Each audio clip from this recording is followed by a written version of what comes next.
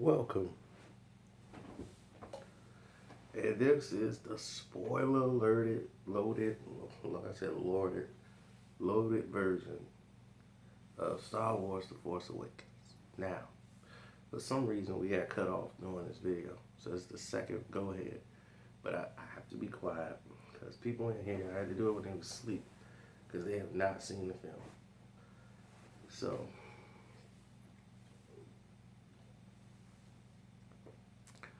now, from the beginning, the opening crawl, the scroll perspective mode of Star Wars said, we read and it starts off with Luke Skywalker has vanished. Like, what happened, whatever happened, he's in the dark side. The First Order's looking for him to destroy the last Jedi. Everybody is like, whoa, it's really going down. but the movie did a great thing. As I told, it doesn't answer all the questions. You still don't know a lot of things after watching this film, and that's this. But you're entertained. That's the quality of good writing, great storytelling. Now, obviously, when it starts off, Ming the Merciless, Max Von, the old man, you don't know why he has this piece that leads to Skywalker, this key, this flash drive, basically what it is. And he gives it to Poe Dameron, who's supposed to get this flash drive back to the Resistance. Then enter Kylo Ren, who comes there to intercept them, and they end up having to take Max Von. His introduction was perfect. I mean, I love the old man too, because the old man talked to Kylo Ren like, I don't care who you are in this match, because he comes in so menacing. And, he just comes in and just immediately starts insulting the old man. Look how old you become. Something far worse has happened to you. The old man let him know right from the jump, look, you ain't come from the dark side. Like, sit down. The First Order rose from the dark side, not you. That's your family. So, he had to take the old man out.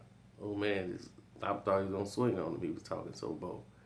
Then Poe Dameron tried to sneak a shot at Kylo Ren and caught the blast in motion and paused it and him, froze, couldn't even move. Then the thing is, when they grabbed the stormtroopers, he still had the blast holding it there with the Force, while he was actually, talking to having a conversation with Poe Dameron, and they took him on board.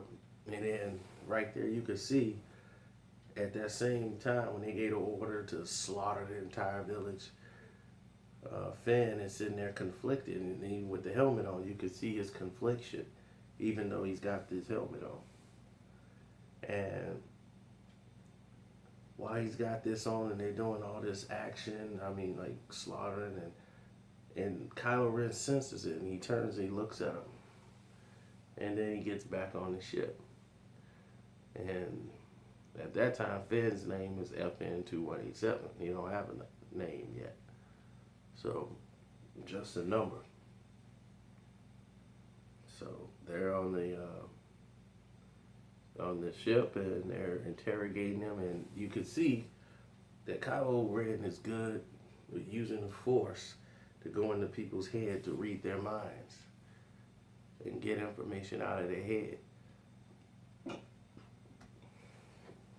So right away you could tell he's pretty good with the Force, as far as like manipulating people's minds and going in their heads and doing things that we normally usually hadn't seen in Star Wars, So this is going to be a pretty interesting character.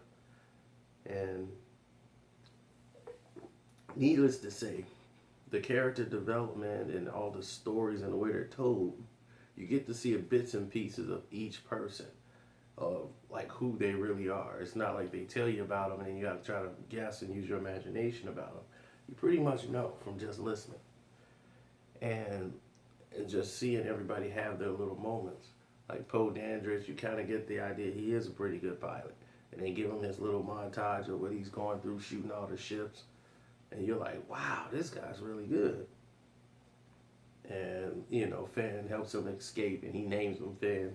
And those dudes, like you really buy the friendship. It didn't seem cheesy at all, even though they just met like 5 minutes ago and they were like best friends. I mean, this is probably the best friend Finn has ever known or had. So it made sense in the storyline.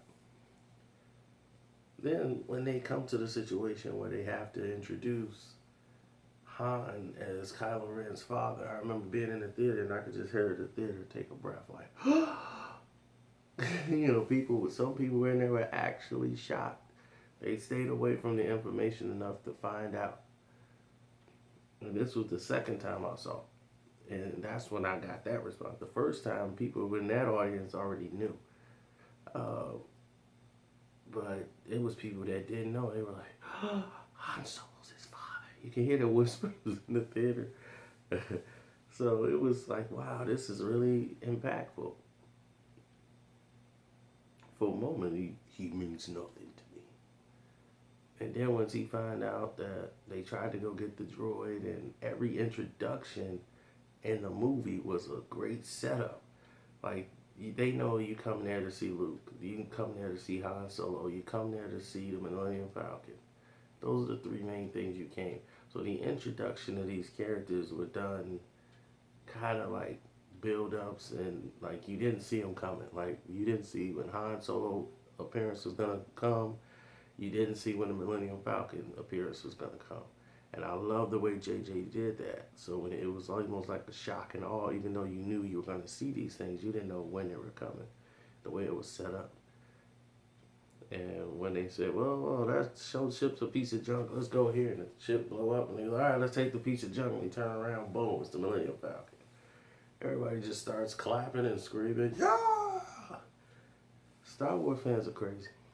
We are really nuts. After the movie was over, I was in the parking lot waiting to battle the guy. I got a video. I might just show y'all that. I was going to record the battle. This guy was determined that he can take me down in sword fighting. Injured arm and all. I was like, you know what? Let's rock. I was ready to go. It was about 28 degrees by the time we got out of that movie theater. It's like 3 in the morning. And I think he just said, it's cold. I'm going home. But he should have told me. I'm sitting there like, I'm where we supposed to be. Where is he at? Sword was blazing, just in case he came out of nowhere. But back to the story. When they got to the part where they came to try to retrieve it, this is basically episode 4 again, as I stated in the other videos. But the comedy with Chewie and Chewbacca was perfect. The only thing I think they should have cut back on was them on the ship, cargo ship that they was carrying those 3 monsters, and it was good to see Solo do his banter, talking his way out of stuff with all these guys, but we didn't need. I think that scene was just too long with those 3 monsters going everywhere. They could have made that thing a lot shorter and got out of it. That's probably the only scene in the movie I think that was just drug out a little bit too much. Was him on that shit with those 3 monsters. But other than that, it was just great to see Han being Han again. And all the jokes, everything he was saying, his banter with Chewbacca was perfect. And Rey, she comes in, she knows he's a mechanic. She's been scavenger on these planets, on this junk planet Jakku for a while. So she knows how to fly, and she's been studying lessons. Plus she has the Force. And she probably never channeled it before, but it's definitely helping in her abilities. And she seems to know a thing or two when it comes to ships. And Han Solo is at the point where he's forgetting stuff. And right away you're thinking like, this is the father she never had. Like this is it. Han already, and she just met him, and right away she's taken by it.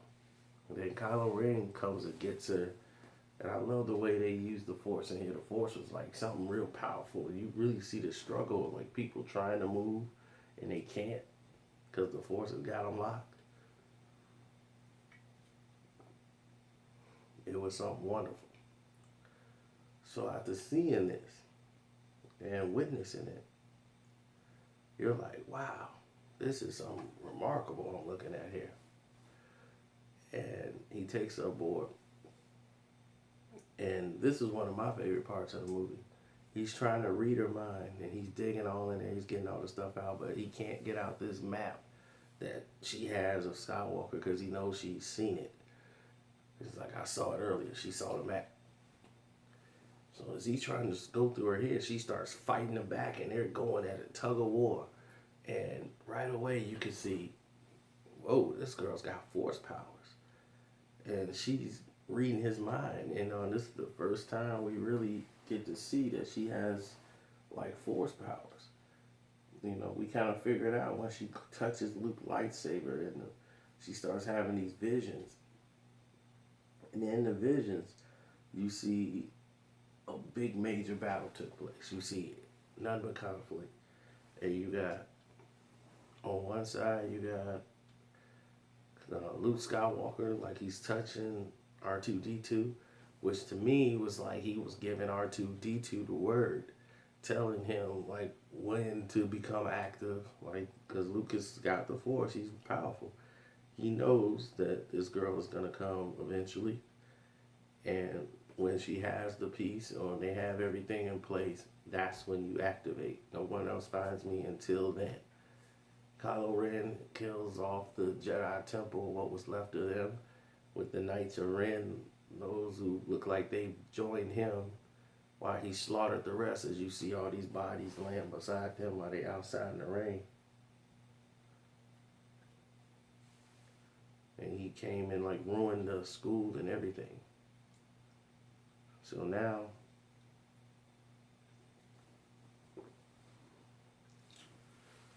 you're like, is this Luke Skywalker's daughter? What's gonna happen here?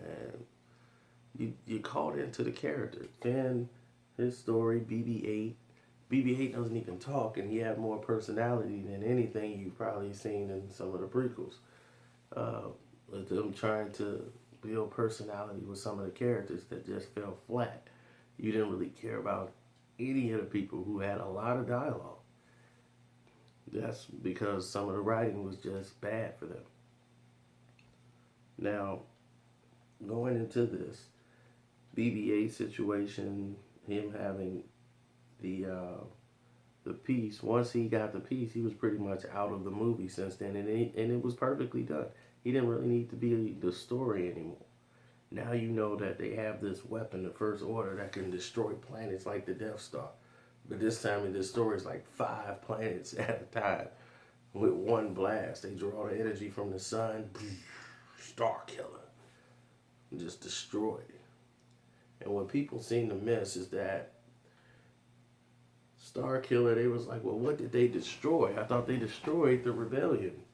What they did is, you can tell from just watching the movie in detail, you see that the Republic is the ones that are financing the resistance. The resistance is the military force that's out there fighting for the Republic. Now, the Republic is the money. So if you destroy the money, they'll be too weak and won't have the resources to fight back against the First Order. So they completely wiped out the entire Republic, destroyed every planet, like 5 planets with one blast. And they want to find out where the resistance is so they can go ahead and take them out too, so they want to destroy it and charge the weapon. And then you see the commander, General Snoke or whatever, and he's this 30-foot hologram. So it doesn't mean he's actually 30 feet. It means the hologram of him was 30 feet. But he is a moon, looks like. It looks like he got a lightsaber, cuts in his face. He could be Darth Plagueis the Wise. But he does look like something that was in that movie Beowulf.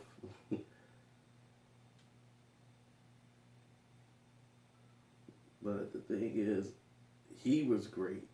Even as an animated character, like when what's her name, Ray reverses it on Kylo Ren and was like, oh no, she read his mind. It was like, oh, you're afraid you'll never be as strong as Darth Vader.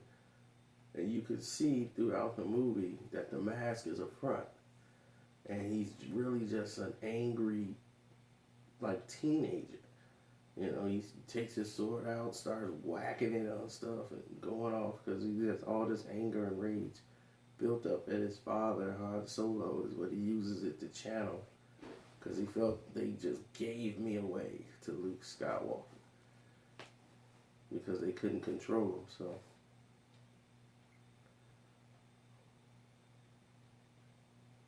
the movie takes another effect, another turn, and it's so dramatic because it's like a tragedy story.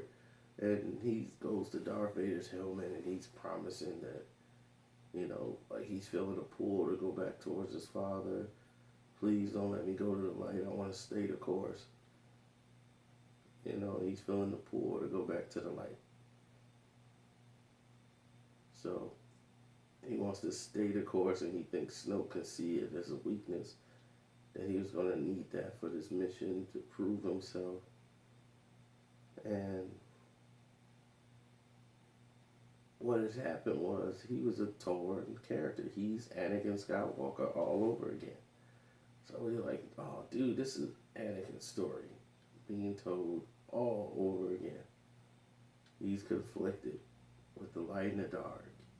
He doesn't know why he wants things.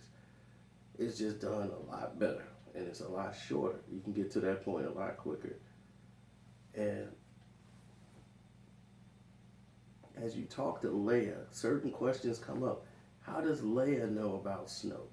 Is he using the Force? Because in this movie, she really didn't use the Force at all. She felt things in the Force, but it's not like she really advanced her skills with the Force. So she's just like, it's in me, but I don't use it. So she never really focused on learning that power. And with Commander Hux, and he was great too at him being like this ally commander, giving the orders for the battles and everything. He became a great character, but he's always in conflict. It looks like he doesn't respect Kylo Ren's position and wants to be number one, you know. And he wants to be the head of everything, and Kylo Ren working under him. And Kylo Ren kind of wants to be the man, you know, too. So they like both are in charge. No one is over the other, but each one wants to run back to Snoke to like talk bad about the other person. You know, it's hilarious. The end struggle for power. Like it's not enough to go around. You get that sense already that somebody's gonna end up at the end of a lightsaber blade before it's over.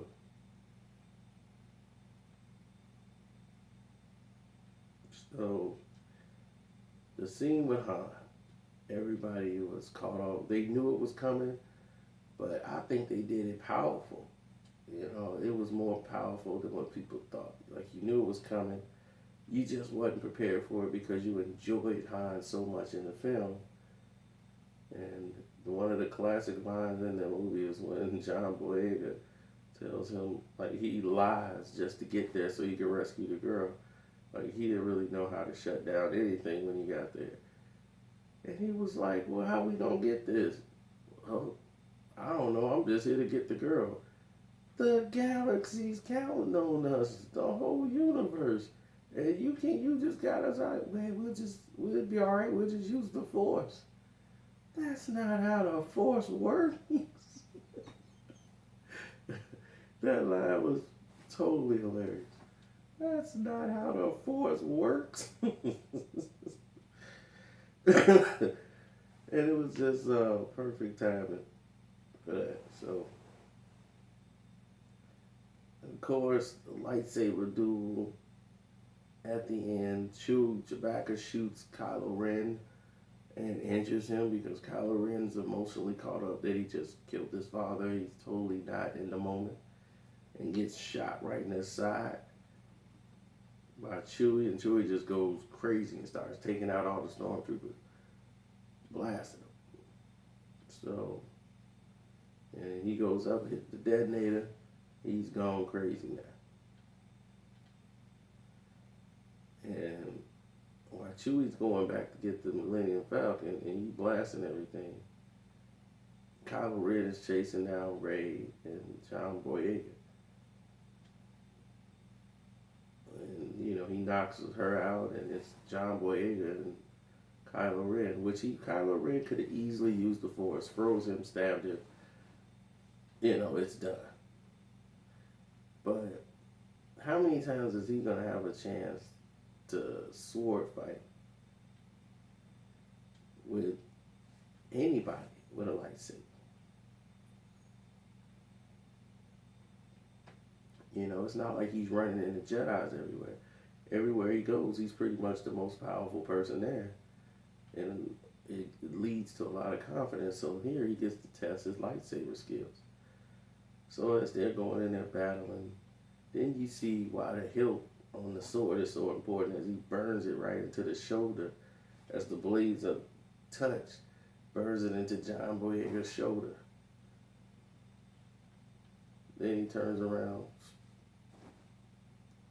and John Boyega actually gets a lick in, which I didn't buy. I guess they just like, we gotta give one lick in and let him cut Kylo Ren, and Ren disabled him and cut it, sliced it like his spine in half, and his movie was cut short from that point on. And of course, the battle for the, I think they had the blade going at the time. Sorry about that. Family's getting ready. But as the battle takes place, a lot of people were upset. They thought that Rey shouldn't be able to channel that energy to be able to battle Kylo Ren like she did. But as he stated before, she's powerful with the Force and don't know it. He knew that she might be even stronger than him. And they told you continuously he wasn't trained enough to go into that battle. So now you got more questions for 8. Of course, they show you Luke. But once R2-D2, a lot of people say, well, why R2 didn't come on once BB-8 had the other piece? Rey wasn't there. Ooh, that was the only person that wasn't there. Once Rey showed up, and they had the piece, everything was there. R2-D2 came on. That's why. But you still got other pieces. Is it the daughter? You don't know. But it was great to see Luke there, the music.